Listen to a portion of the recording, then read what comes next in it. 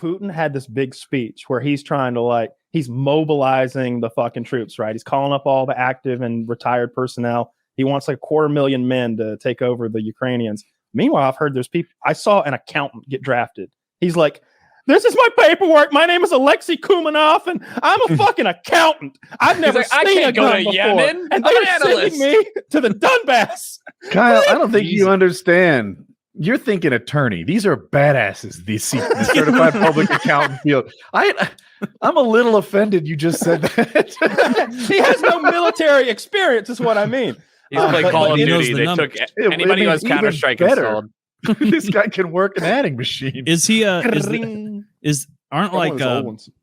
they're intentionally trying to draft anti-war people, people who speak out against the war they're trying to draft up? I think they usually lock those people up, but they are recruiting. No, Putin said that. All right, Putin so I said that anyone who's protesting the war will get conscripted to serve in the war. I thought I heard something like that. They're also recruiting for prisons. Fucked up. That is. I'm on both sides on that. On one hand, it's my look. I'm not a subject matter expert, but if you recruit from prisons, you probably get tough guys. I'm guessing, right? Just a tougher than the general population. Sure. Most general people think if they go into prison, they won't be the toughest. We don't want the toughest military, though. We want the best organized, right? That's the other thing. I've heard they're more likely to desert and they're more likely to steal. You mean to tell me that if you're going to get somebody who's in... Let me tell you about one of the guys that's confirmed been released from prison. They put his mugshot up. In his mugshot, he's given a double thumbs up. And they're like, "This is Kukulov Mumalov, and he's the cannibal of St. Petersburg. He ate 4 people, and he was caught eating the victims of a car accident he happened upon with a companion. Him and a buddy came upon a car accident and started consuming people. So that's how they finally caught the cannibal of St. Petersburg, and they're sending him to Ukraine with a rifle." I don't think that guy's going to be a net positive to the people around him. I think he's going to cause problems. I don't. If I am that accountant and I get conscripted into war, I'm gonna hope that it's a bunch of other accountants over that guy. Oh yeah. You don't want the butcher of Kilovyev. No, not at all. Your back. No, but in Putin's speech, if you look behind him, he's got those old phones that have turned yellow. That old plastic. And I was like, I got to read Reddit comments. I bet they know. And a lot of people were under the impression that because those were older school phones that they couldn't be hacked from afar the way that digital devices could. But then somebody was like, "Nope, that's a VoIP." Oh, thank you. Oh, I thought you were going to show the phones. But he's got 3 phones behind him, and they all look like the phones from early 2000s that businesses would have. They've got the one with the little digital screen that flips up and all the multi-lines. But then he's got 2 of those plastic, ugly yellow phones. It's come on. We posed this scene we're in, right? We picked that wallpaper out in this desk. We fucking got his makeup looking just right. And we left those phones in the shot? Those are ugly phones. That's your grandma's phone. That's grandpa's phone who used to run a hardware store. Yeah. I'm not inspired by Putin. Every time Putin speaks, I feel like he's annoyed. He looks like he's about to fart. I get the vibe that he's annoyed that he has to be doing this. When Zelensky speaks, it's inspiring, and he talks not about himself, but about his country and the heroism and the bravery and all this inspiring shit that he's trying to rally around. Putin is like, "We're doing this. Fuck you. Enough of this. I'm tired." Always. Looks like he's gained some weight. If that's a very he's looking a little puffy. He's getting a little puffy in the face. He's getting a little steroid puff. Yeah, he's you can always see world leaders gain weight when it gets bad for them. Yeah. You think he's Jericho thinks he's on corticosteroids. Yeah. Taylor thinks he's on stress eating. I bet he's stress eating. I think it's both of our personal biases. I'm definitely stress eating. Someone's projecting.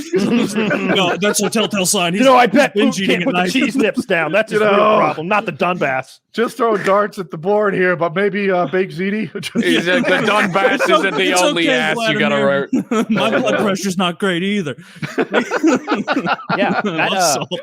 He appears to be losing that war. I saw someone break down what's been happening over the last week or 10 days, and I guess there came a time when the Russians had to choose a place to keep and a place to give up, and the Ukrainians moved to the place they gave up, and now the Russians are in danger of being encircled in the south.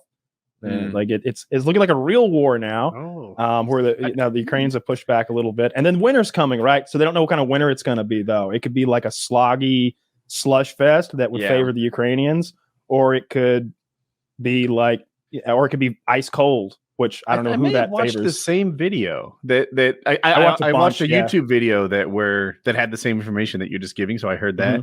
One thing I didn't hear though was about the encircling. I heard the opposite, that Russia couldn't hold all these fronts because they were too stretched out, and as Ukraine takes their space, they're naturally not stretched out anymore. I don't know dick about war. I saw the exact same video. Yeah. Okay, yeah. So it seemed to make sense to me. We'll see how it plays out. Yeah, I don't know. I watch it from Reddit, so it's just entertainment, I suppose. But I can't imagine having to fucking live there. Like especially if you're not some quasi neo patriot, you're just Jimmy the baker, and your wife's pregnant, and you're not going to go fight in a war and leave your pregnant wife. You're gonna stay right here and make sure she's safe. But every now and then a fucking rocket hits the street, or like like the bakery's closing, like because like I don't know, like how do you live your normal life? That would be so crazy. Can't. The pandemic's the closest. The pandemic was the closest first world has come to like dealing with shit like that, or like our version of the first world. There's a CNN guy, Fahid Zakar. How close am I? Can anyone do better? I don't know. Never heard those words. No idea. Okay, you probably recognize his face, and he's a pretty sober, smart white guy, right? Guy at CNN. No, and anyway, he went to Kyiv, and he was talking about his experience there, and he's like, okay, first of all, getting there was a nightmare. It's not a normal fly-in. They had to like go to Poland or whatever. But he's like, once you're there, on the surface, it seems kind of normal. The place isn't war-torn.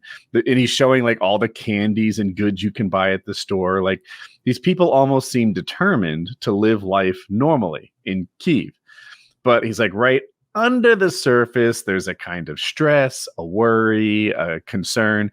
There are soldiers out and about that you wouldn't normally have just walking the streets. And so that to me is the living experience. That I'll just trust CNN. It's always a good policy tale. Will back me up.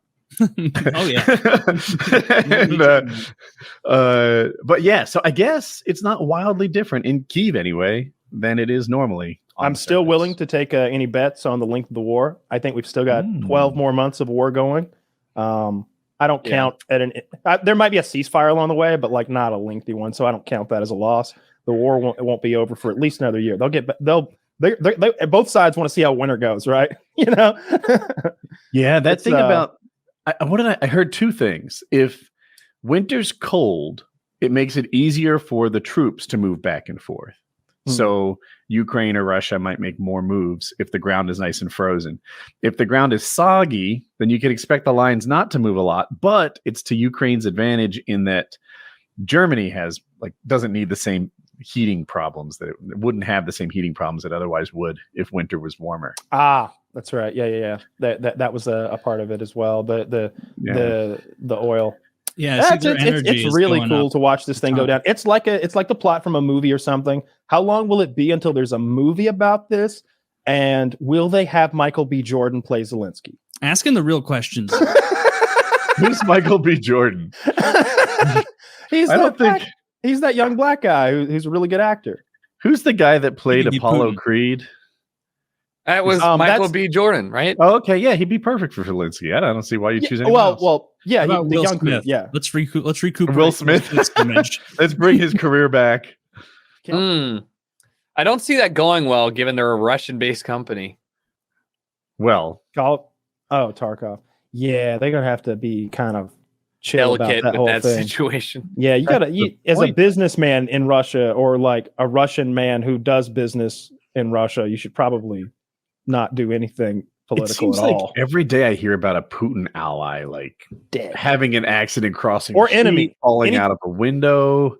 Lots of falls. Lots of people falling. Very confusing. Some heart attacks. A guy fell down the stairs. I fall like once a year. His enemies are toppling over like the three fucking stooges. It's crazy because they definitely, I mean, I know it's kind of like a broken record at this point, but they do it in such an obvious way because like the whole point is that like it's not supposed to be, covert. It's like USA, they'll kill you quietly, and somebody's like, I just don't understand. He had a heart attack at 27 years old. Crazy. And Russia, like, yeah, he just had a heart attack from the back of his head or He something. fell out of a building. Yeah. How do y'all fall out of What? so many buildings? I've never. The windows here locked. Anatoly Greshenashko fell from a great height. He fell down the stairs and died. Here's another guy who had a stroke. In And quotes. Did you? I've read that like That's there's a made up. ruling where if the next of kin and the family dies, the Russian state can take the funds like as that. And so a couple oligarchs die, and whoops, looks like their son or daughter died too. And what's that? Like all of your money belongs to the Russian state. That's crazy.